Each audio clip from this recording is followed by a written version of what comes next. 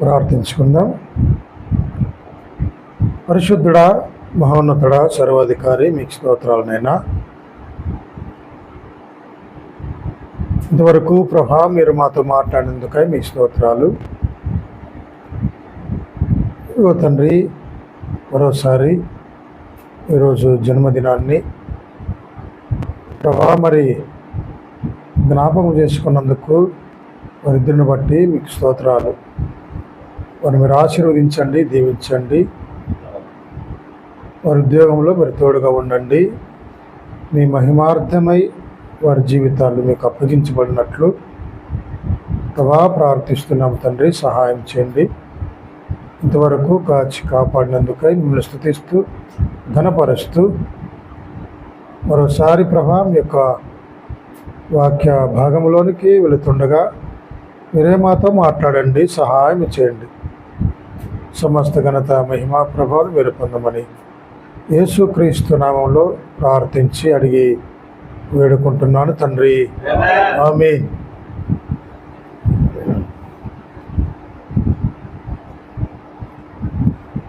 మరి ప్రార్థనకై కొన్ని సంగతులను మనము ఆలోచన చేద్దాం.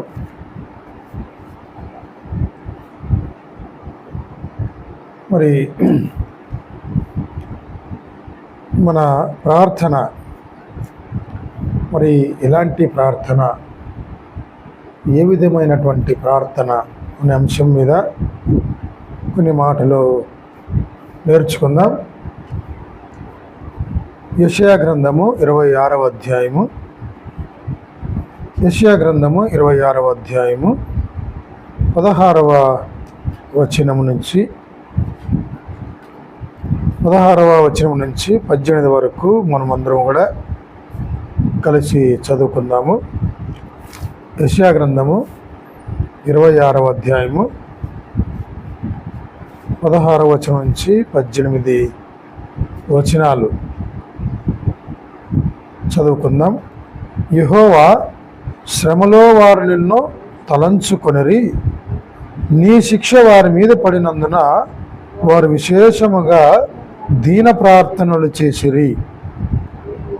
యెహోవా, ప్రసూతి కాలము సమీపింపగా గర్భవతి వేదన పడి కలిగిన వేదనల చేత మొర్రపెట్టినట్లు మేము నీ సన్నిధిలో నున్నాము. మేము గర్భము ధరించి వేదన పడితిమి, గాలిని కన్నట్టు కంటిమి. మేము లోకములో రక్షణ కలగజేయకపోతిమి, లోకములో నివాసులు పుట్టలేదు. మరి ఇక్కడ లేఖన భాగాలను మనం ఒకసారి ఆలోచన చేస్తే,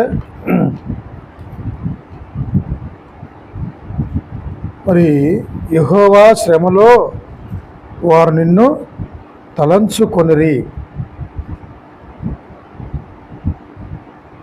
మరి ఈ యొక్క సందర్భాన్ని మనము చూస్తే, మరి భవిష్యత్తులో జరగబోయే దానిని దేవుడు ఇక్కడ రాస్తూ ఉన్నాడు. భవిష్యత్తులో జరగబోయే దానిని తన ప్రజలైన వారికి యెషయా ప్రవక్త ద్వారా తెలియజేస్తున్నాడు. 26వ అధ్యాయంలో ప్రారంభంలో మనం చూస్తే, ఆ దినమున యూదా దేశములో జనులు ఈ కీర్తన పాడుదురు. కీర్తన సంబంధించినది నీతిమంతులు అలాగే అనీతిమంతులు మరి వారి యొక్క విధానాలు ఏ విధంగా ఉంటాయో ఈ యొక్క గ్రంథంలో రాయబడింది. మరి భవిష్యత్తులో నట్ట వీరు దేవునికి ఏమని ప్రార్థన చేస్తారంటే, యెహోవా, శ్రమలో వారు నిన్ను తలంచుకొనిరి, నీ శిక్ష వారి మీద పడినందున వారు విశేషముగా దీన ప్రార్థనలు చేసిరి అని రాయబడి. దీన ప్రార్థనలు చేశారు వాళ్ళు. మరి ఇక్కడ దేవుడు ఎన్నోసార్లు మరి తనదైన శైలిలో మరి వారికి చెబుతూ ఉండగా ఎవరు కూడా దేవుని మాటలను విననటువంటి వారుగా కనబడుతున్నారు. ఎవరైతే దేవుని మాటను వింటారో, ఎవరైతే దేవుని యొక్క ఆజ్ఞలను పాటిస్తారో, 26వ అధ్యాయం 3వ వచనంలో మనం చూస్తే, ఎవని మనస్సు నీ మీద ఆనుకొనునో వాని నీవు పూర్ణ శాంతి గలవానిగా కాపాడుదువు, ఏలయనగా అతడు నీ అందు విశ్వాసం ఉంచి ఉన్నాడు. అలాగే 7వ వచనంలో మనం చూస్తే, నీతిమంతులు పోవు మార్గము సమముగా ఉండును, నీతిమంతుల త్రోవను నీవు సరళము చేయుచున్నావు, యెహోవా నీ తీర్పుల మార్గమును నీవు వచ్చుచున్నావని మేము నీ కొరకు కనిపెట్టు కొనుచున్నాము. ఇలా రాస్తూ మరి దుష్టుల గురించి కూడా ఇక్కడ 10వ వచనంలో మనం చూస్తే, దుష్టులను గురించినటువంటి మాటలు ఏం రాయబడ్డాయంటే, దుష్టులకు దయ చూపినను వారి నీతిని నేర్చుకొనరు అంటారు. దుష్టులకు దయ చూపినను వారు నీతిని నేర్చుకొనరు, వారు ధర్మక్షేత్రములో నివసించినను యెహోవా మహత్యము ఆలోచింపక అన్యాయము చేయుదురు. దుష్టులైన వారు మరి వారిని ఎంత మరి దయ చూపినా కూడా వారు నీతిని నేర్చుకోరంట. నీతిని నేర్చుకోరు. వారు ధర్మక్షేత్రములో నివసించినను యెహోవా మహత్యము ఆలోచింపక అన్యాయమే చేస్తూ ఉంటారు. అయితే భవిష్యత్తులోనట వాళ్ళు ప్రార్థన చేస్తారంట. ఏమని చేస్తారు? ఇక్కడ రాస్తున్నాడు 16వ వచనంలో, దేవా యెహోవా, శ్రమలో వారు నిన్ను తలంచుకొనిరి, శ్రమలో వారు తలంచుకొనిరి, నీ శిక్ష వారి మీద పడినందున వారు విశేషముగా ఎలాంటి ప్రార్థనలు చేస్తున్నారు? దీన ప్రార్థనలు చేసిరి అని రాయబడి. దీన ప్రార్థనలు అలాగే దీర్ఘ ప్రార్థనలు. దీర్ఘ ప్రార్థనలు. మనము దీన ప్రార్థనలు చేసేవారముగా ఉన్నామా? దీర్ఘ ప్రార్థనలు చేసేవారుగా ఉన్నామా? దీర్ఘ ప్రార్థనలో అర్థవంతమైనవి ఉన్నాయి, అర్థవంతము కానివి ఉన్నాయి. దీర్ఘ ప్రార్థనలో అర్థవంతమైన దీర్ఘ ప్రార్థనలు ఉన్నాయి, అర్థవంతము కాని దీర్ఘ ప్రార్థనలు ఉన్నాయి. ఒకసారి దీర్ఘ ప్రార్థనలో కొన్ని అర్థవంతమైనవి, కొన్ని అర్థవంతము కాని దీర్ఘ ప్రార్థనలు ఒకసారి మనం చూస్తాం. అర్థవంతము కాని దీర్ఘ ప్రార్థనలో మత్తయి సువార్త 12వ అధ్యాయాన్ని ఒకసారి మనం చూద్దాం. మత్తయి సువార్త, మార్కు సువార్త 12వ అధ్యాయము 40వ వచనాన్ని చదువుదాం. అర్థవంతము కాని దీర్ఘ ప్రార్థనలు, దేవుడు ఇష్టపడని దీర్ఘ ప్రార్థనలు. మార్కు సువార్త 12వ అధ్యాయము 40వ వచనాన్ని మనం చదువుదాం. 40వ 38 నుంచి చదివితే మనకు ఇంకా అర్థమవుతుంది. మరియు చదవండము.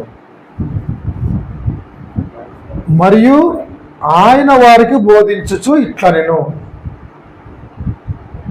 మరియు ఆయన వారికి బోధించుచు ఇట్లనెను, శాస్త్రులను గురించి మీరు జాగ్రత్త పడండి అన్నాడు. ఎవరిని గురించి? శాస్త్రులను గురించి, నిన్ను నన్ను గురించి కాదు. శాస్త్రుల గురించి జాగ్రత్త పడు. వారు నిలువుటంగీలు ధరించుకొని తిరుగుటను, సంత వీధులలో వందనములను, సమాజ మందిరములలో అగ్రపీఠములను, విందులలో అగ్రస్థానమును కోరుచు, విధవరాండ్ర ఇండ్లు దిగమింగుచు మాయావేషముగా ఎలాంటి ప్రార్థన చేస్తున్నారు వీళ్ళు? మాయావేశముగా దీర్ఘ ప్రార్థనలు చేయుదురు, వీరు మరి విశేషముగా శిక్ష పొందుదురనెను. దీర్ఘ ప్రార్థనలు చేస్తున్నారు అంటే ఒక హోదా మాకుంది అని సమాజంలో వాళ్ళు నిలువుటంగీలు ఈరోజు కూడా మనం చూస్తూ ఉంటాం. నిలువుటంగీలు ధరించుకొని కదా చర్చిల్లో చూస్తున్నాం. నిలువుటంగీలు యెహోవా లాంటిది. మరి వీరు ప్రత్యేకతను కోరుకుంటారు. సంత వీధుల్లో వందనాలు అంటే బజార్లో సంఘాల్లో వీరు మరి ఏమి కోరుకుంటాడంటే మరి నాకు మర్యాద ఇవ్వాలి, గౌరవించాలి, గౌరవాన్ని వీళ్ళు కోరుకుంటారు. అగ్రపీఠములో విందులలో ఇలా ఉంటూ విధవరాండ్రులను దిగమించు విధవరాండ్రులను వీళ్ళు టార్గెట్ చేస్తూ వారి యొక్క డబ్బును మరి యొక్క ఆస్తులను వీళ్ళు తీసుకుంటూ మరి మాయావేశంగా దీర్ఘ ప్రార్థనలు వీళ్ళు చేస్తూ ఉంటారు. మరి ఇలాంటి దీర్ఘ ప్రార్థనల గురించి మీరు జాగ్రత్త పడండి అన్నాడు. ఇది దేవునికే ఇష్టమైనటువంటి దీర్ఘ ప్రార్థనలు. మరి ఇష్టమైనటువంటి దీర్ఘ ప్రార్థనలు కనుక మనం చూస్తే దేవునికి ఇష్టమైనటువంటి దీర్ఘ ప్రార్థన మరి నిర్గమకాండంలో మోషే సందర్భాన్ని ఒకసారి మనం చూద్దాం. దేవునికి నచ్చినటువంటి దీర్ఘ ప్రార్థన 32వ అధ్యాయము. ఈ సందర్భం మనందరికీ కూడా మరి సుపరిచితమే. 32వ అధ్యాయము నిర్గమకాండము 32వ అధ్యాయము 11 నుంచి 14 వచనాల వరకు మనం చదివితే బ్రతిమాలుకొని యెహోవా మహాశక్తి వలన బాహుబలము వలన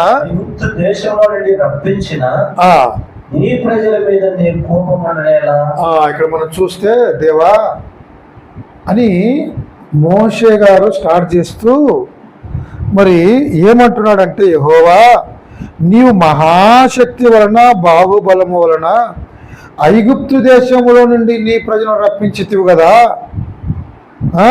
అలాంటి వారి మీద నీ కోపం ఉండనేలా మండనేలా కదా, నీ కోపం ఉండనేలా మండనేలా ఆయన వారిని చంపునట్లును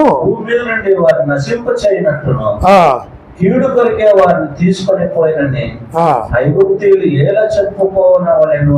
చూడండి, మీ దేవుడు ఏమి దేవుడు?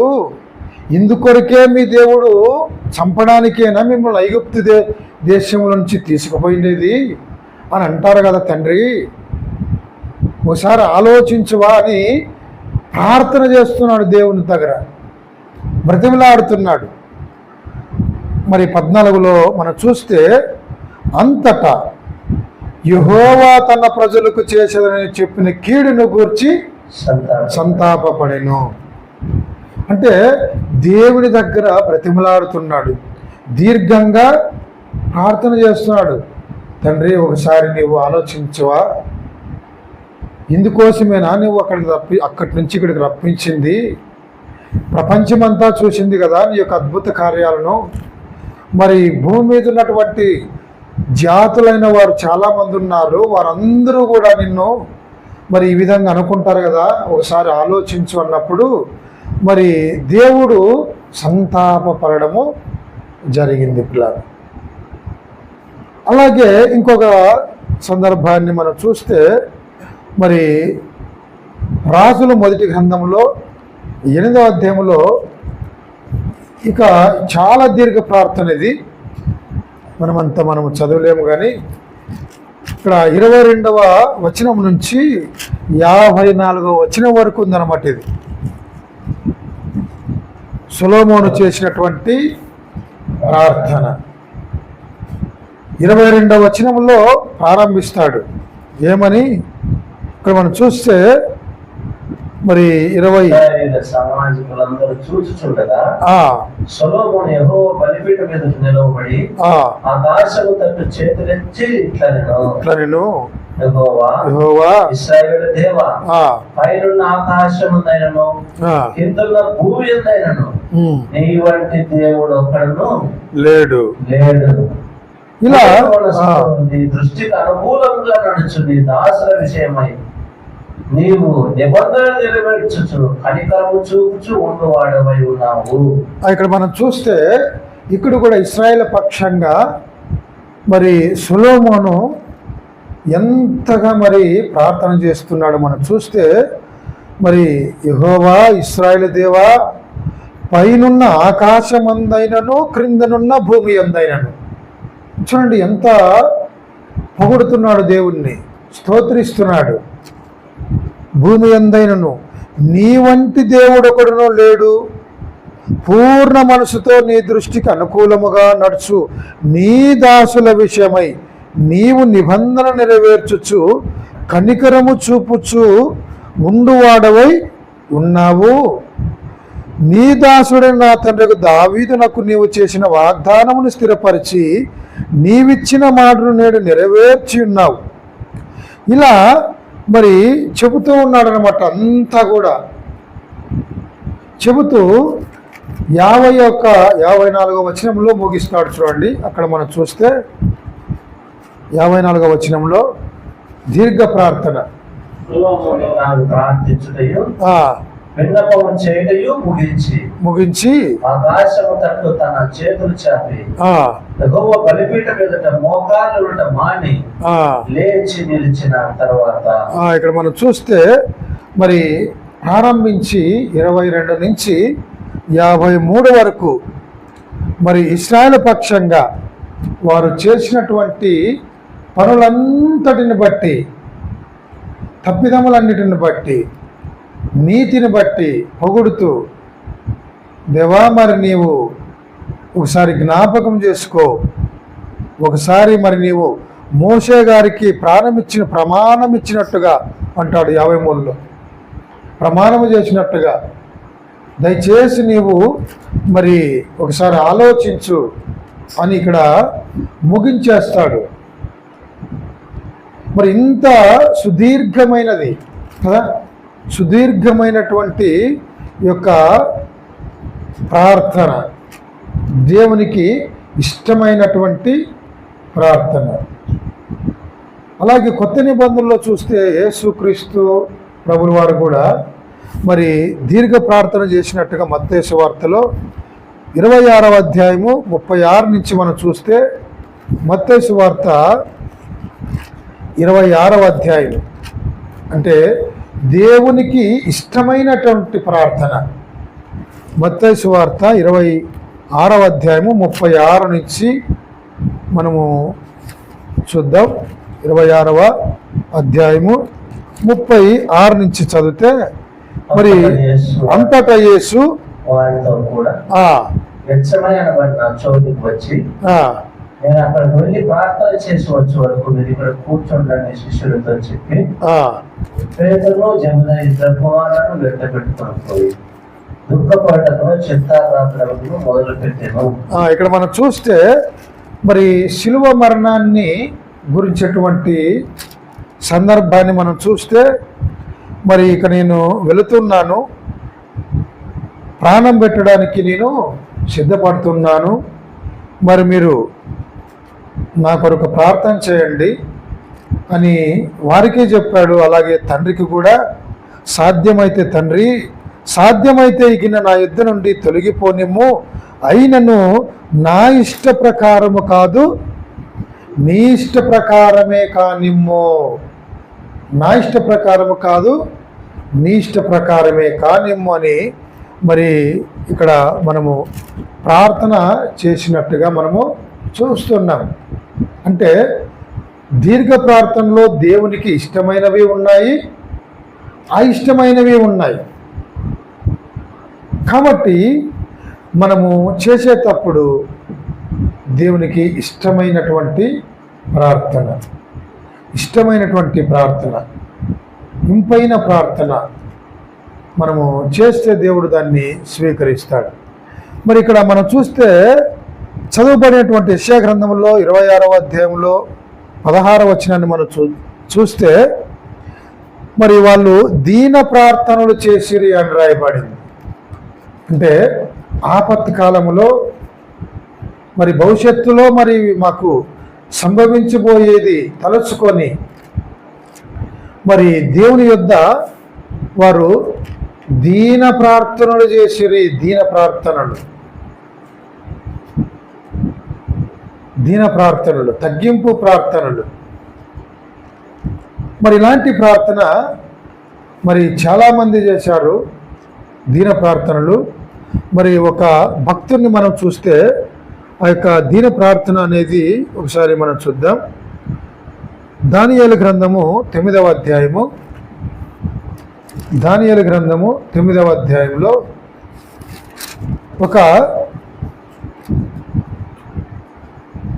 దానియేలు గారు చేస్తున్నటువంటి ఒక ప్రార్థన మనము చూడొచ్చు. ఇక్కడ 9వ అధ్యాయం 1 నుంచి 3 వచనాల వరకు మనం చదివితే, మాదీయుడగు అహష్వేరోషు యొక్క కుమారుడైన దర్యావేషు కల్దీయుల పైన రాజాయిను అతని ఏలుబడిలో మొదటి సంవత్సరమందు దానియేలును నేను తెలియజేసినట్లు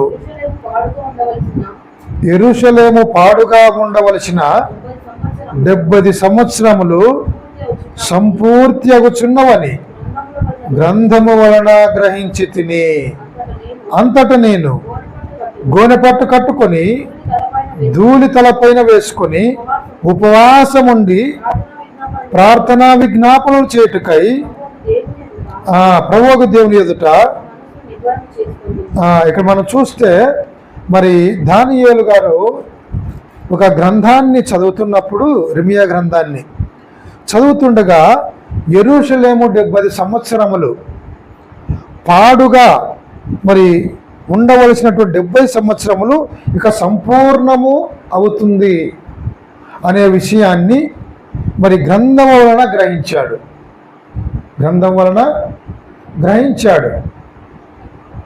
మరి యొక్క యూదులు, ఇశ్రాయేల్ అందరూ కూడా బబులోను దేశంలోనికి వెళ్ళిపోయారు. బందీలుగా పట్టుకుపోయాడు నెబుకద్నెజరు. 70 సంవత్సరాలు మరి వీళ్ళందరూ కూడా మరి ఆ యొక్క నెబుకద్నెజరు ఆ యొక్క పరిపాలన కింద వీళ్ళు చాలా బానిసలుగా మరి వీళ్ళు బ్రతికారు. ఇలాంటి సందర్భాన్ని దానియేలు చూసి మరి చాలా దుఃఖాక్రాంతుడైపోయాడు. 3వ వచనంలో మనం చూస్తే, అంతటి నేను గోనెపట్టు కట్టుకొని ధూళి తలపైన వేసుకొని ఉపవాసముండి ప్రార్థనలు విజ్ఞాపనలు చేటుకై ప్రభువు దేవుని ఎదుట నా మనసును నిబ్రము చేసుకొంటిని. 70 సంవత్సరాలిక మరి నా పిల్లలైన వారు, నా స్వజనాంగము మరి వీరందరూ కూడా ఆ యొక్క అన్యుడైనటువంటి నెబుకద్నెజరు కాలము ఆ యొక్క పరిపాలనలో 70 సంవత్సరాలిక సంపూర్ణము అవుతున్నాయని గ్రహించాడు. సంపూర్ణమవుతున్నాయని గ్రహించినటువంటి మరి యొక్క దానియేలు గారు ఏం చేశాడంటే, దేవుని దగ్గర మొర్ర పెట్టడానికి వెళ్ళాడు. ఇదంతా మనము చూస్తే చాలా అద్భుతంగా ఉంటుందన్నమాట. ఈ అధ్యాయం అంతా కూడా మనం చదివితే 6వ వచనంలో మనం చదివితే కనుక, నీ ఆజ్ఞలను నీ విధులను అనుసరించుట మాని పాపులమును దుష్టులమునై చెడుతనమందు ప్రవర్తించుచు తిరుగుబాటు చేసిన వారము అంట. అంటే వాళ్ళు చేసినటువంటిది కూడా ఇతని మీదే వేసుకుంటున్నాడు. మా వాళ్ళందరూ కూడా ఇలాంటి వారు ప్రభా, తండ్రి, తిరుగుబాటు చేసిన వారము, దయచేసి మీరు మా పాపములను మీరు క్షమించండి. 70 సంవత్సరాలు వాళ్ళందరూ కూడా మరి వాళ్ళు బందీలుగా అక్కడ ఉన్నారు.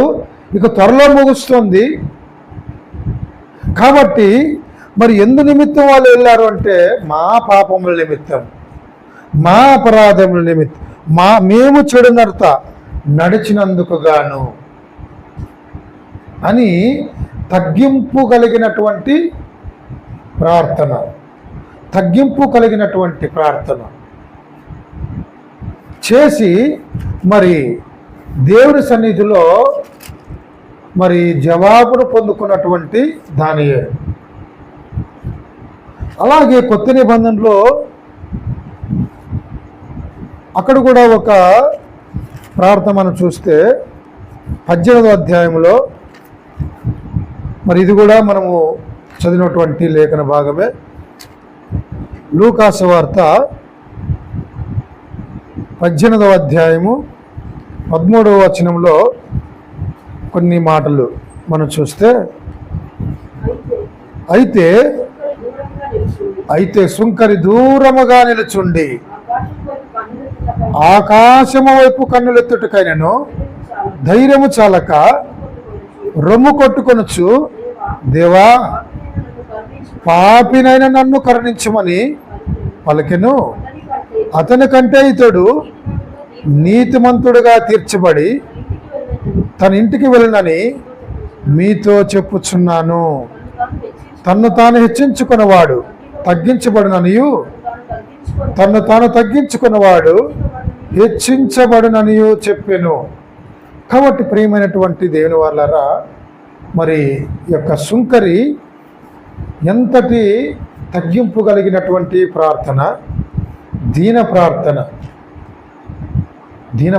చేస్తున్నారు. అందుకే ఇక్కడ యెషయా గ్రంథంలో మనం చూస్తే 26:16లో, మరి వారు శ్రమలో నిన్ను తలంచుకొనిరి, నీ శిక్ష వారి మీద పడినందున వారు విశేషముగా దీర్ఘ ప్రార్థనలు చేసేది. మనం కూడా శ్రమ వచ్చినప్పుడు కదా, శ్రమ వచ్చినప్పుడు ఇక చాలాసేపు ప్రార్థన చేస్తాం, దీన ప్రార్థనలు, దీర్ఘ ప్రార్థనలు. అలాగే 17వ వచనం మనం చూస్తే, యెహోవా ప్రసూతి కాలము సమీపింపగా గర్భవతి వేదన పడి కలిగిన వేదనల చేత మొర్రపెట్టునట్లు మేము నీ సన్నిధిలోనున్నాము. వీళ్ళు అంటున్నారు, దేవా ప్రసూతి కాలము సమీపింపగా గర్భవతి వేదన పడి కలిగిన వేదనల చేత మొర్రపెట్టినట్లు మేము నీ సన్నిధిలో ఉన్నాము. మేము గర్భము ధరించి వేదన పడితిమి, గాలిని కన్నట్లు కంటిమి, మేము లోకములో రక్షణ కలగజేయకపోతిమి, లోకములో నివాసులు పుట్టలేదు అంటున్నాడు. అంటే వీళ్ళెవరు కూడా మరి దేవునికి ఇష్టలుగా వీళ్ళు జీవించలేదు, దేవునికి అవిధేయులుగా వీళ్ళు జీవిస్తూనే ఉన్నారు. మరి దేవునికి భయపడి, దేవుడే నిజమైన దేవుడు, యేసుక్రీస్తే నిజమైన దేవుడు, యెహోవాయే మనకు తండ్రి అని వీళ్ళు ఎప్పుడు కూడా చెప్పలేదంట. వీళ్ళు ఎప్పుడు కూడా చెప్పలేదు. అందుకే అంటున్నాడు, మేము గర్భము ధరించి వేదన పడితిమి, మేము గర్భము ధరించి వేదన పడ్డాము, గాలిని కన్నట్టు ఉంటిమి, మేము లోకములో రక్షణ కలగజేయకపోతేమి అంటున్నారు వీళ్ళు. మేము లోకములో ఎవరికి కూడా మరి రక్షణకు సంబంధించినటువంటి మాటలు చెప్పలేని వారముగా ఉన్నాం, చెప్పలేని వారముగా ఉన్నాం. మేము లోకములో నివాసులు వాళ్ళు ఎవరు కూడా పుట్టలేదు అంటున్నాడు. అంటే తన బ్రతుకును ఎవరు కూడా మార్చుకోలేదు.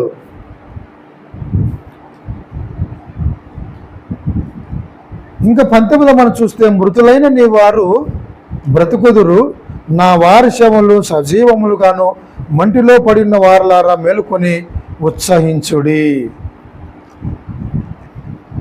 కాబట్టి రాబోయే దినాల్లో మరి జరగబోయే సంగతులను ప్రవక్త అయినటువంటి యెషయా గారి ద్వారా తెలియజేస్తూ, నైనా మరి మేము ఎప్పుడు కూడా మిమ్మల్ని మీ మాటల యందు మేము లోబడకపోతేమి, మీకు అయిష్టులుగానే మేము జీవించకపోతేమి, మరి శ్రమ కలిగినప్పుడు మేము దీన ప్రార్థనలు చేయడం మేము మొదలుపెట్టాం. ఎవరిని కూడా మంచి మార్గంలో మేము నడిపించలేకపోయాము. మమ్మల్ని క్షమించున్నట్టుగా వీళ్ళు యొక్క దీన ప్రార్థనలు చేస్తూ ఉన్నారు. కాబట్టి ప్రియులారా, మనం కూడా మరి ఇతరుల కొరకు మనము ఎక్కువగా దీన ప్రార్థనలు చేయాలి. రక్షణ లేని వారి కొరకు, రక్షించబడిన వారి కొరకు, అలాగే రక్షించబడి భక్తిలో కొనసాగుతున్నటువంటి వారు పడిపోకోకుండానట్లు, వారి భక్తి జీవితం ఎదుగునట్లు, పాపములో పడిపోకుండానట్లు మనమందరం కూడా ప్రార్థన చేయాలి.